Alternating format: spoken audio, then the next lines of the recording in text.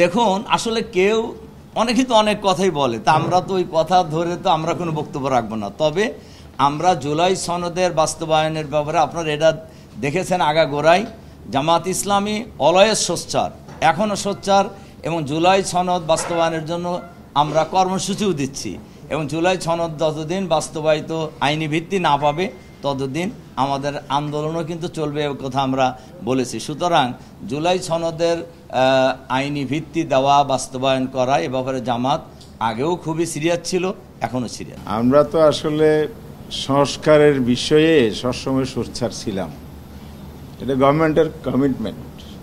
এই গভর্নমেন্ট যখন ফর্ম হলো, তারা মৌলিকভাবে যে কাজ করবে বলছে, তার তো অন্যতম প্রধান হচ্ছে সংস্কার। এই সংস্কারের জন্য তো কমিশন গঠন হয়েছে। কমিশন 84টা বিষয়ে ঐক্যমতের ভিত্তিতে সনদ রচনা করেছে। সনদ রচনার পরে হলো বাস্তবায়ন। তো বাস্তবায়ন তো আইনি ভিত্তি ছাড়া হবে না। এখন আইনি ভিত্তির বিষয়ে আমরা রাস্তা অনুসন্ধান করলাম এতকাল, যেখানে দীর্ঘ সময় লেগেছে। 3টে ওয়ে আউট হয়েছে। এটা হলো সাংবিধানিক পথে হাঁটা। দেখা গেল এখন অনেক জটিলতা, সংবিধানের একটা অনুচ্ছেদ, আবার সংবিধান অ্যামেন্ডমেন্টের জন্য যে পার্লামেন্ট লাগে সেটাও নাই, আবার অ্যামেন্ডমেন্টের জন্য অধ্যাদেশ অর্ডিন্যান্সও কভার করে না। তাহলে ওয়ে কি? এই জন্য বলা হয়েছে আমরা এখানে কনস্টিটিউশনাল অর্ডার, যেটা সিও বলা হচ্ছে, এটা হলো ওয়ে, এটা পথ উন্মুক্ত করবে।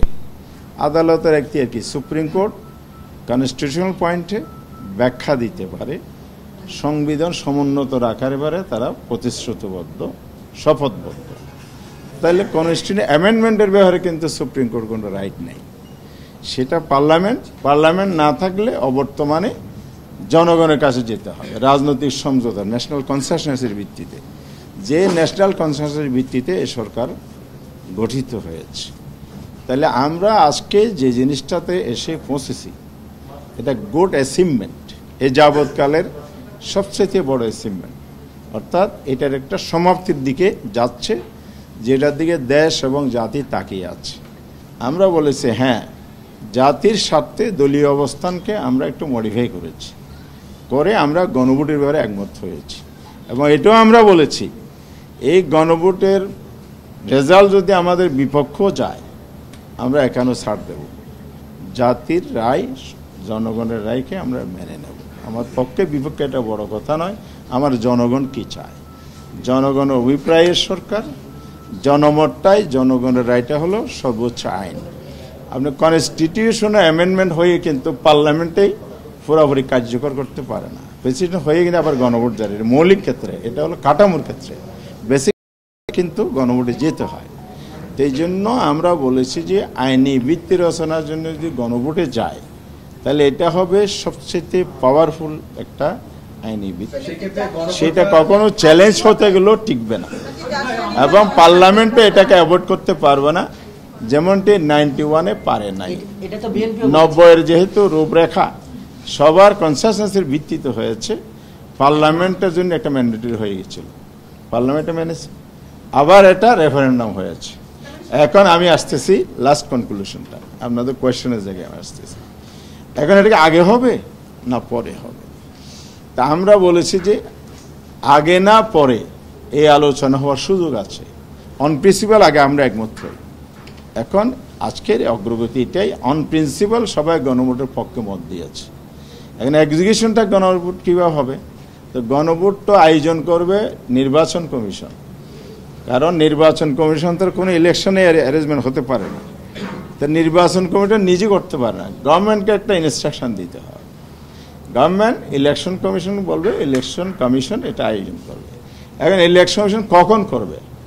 এখন কেউ কেউ বলছেন যে এটা একই সাথে যদি হয়, একই দিনে হয়, হতে পারে, তারা বলছে। কিন্তু আমরা বলছি যে এটা পাবলিকের জন্য একটা কনফিউজিং হবে, অভ্যস্ত না। আমাদের গণভোটের অভ্যাসটা হলো মানুষ গণভোটের উপরেই একটা রায় দেয়, হ্যাঁ এবং না। এখানে হ্যাঁ না কি হবে? এখানে জাতীয় সনদের ভিত্তি, আইনি ভিত্তিটা আপনি সমর্থন করেন কি না, হ্যাঁ না। ইলেকশন কমিশনকে যে দায়িত্ব সরকার দেয়, আমরা মনে করি এটা জাতীয় নির্বাচনকে কোনো ধরনের ডিস্টার্ব করা ছাড়াই ওনারা নভেম্বরের এন্ডে অথবা ডিসেম্বরের মধ্যে এটা আয়োজন করতে পারেন, জাতীয় নির্বাচন তফসিলের আগে করতে পারবে। এটা হয়ে গেলে এই আইনি ভিত্তি জুলাই সনদের ভিত্তিতে এখানে সব কিছুই থাকবে। নেক্সট পার্লামেন্ট কতটুকু কী করবে, আমরা বলেছি গণভোট হইতে হবে, কারণ কনস্টিটিউশন অ্যামেন্ডমেন্ট গণভোট ছাড়া হবে না, এটা অন্যভাবে কাভার দেওয়া যাবে না। এই জন্য আমরা বলেছি যে কনস্টিটিউশনাল অর্ডার এবং সেটার উপর গণভোট। এতদিন শুনছি চান্দে অমাবস্যা লাগে, আজকে দেখলাম সূর্যে অমাবস্যা লাগে।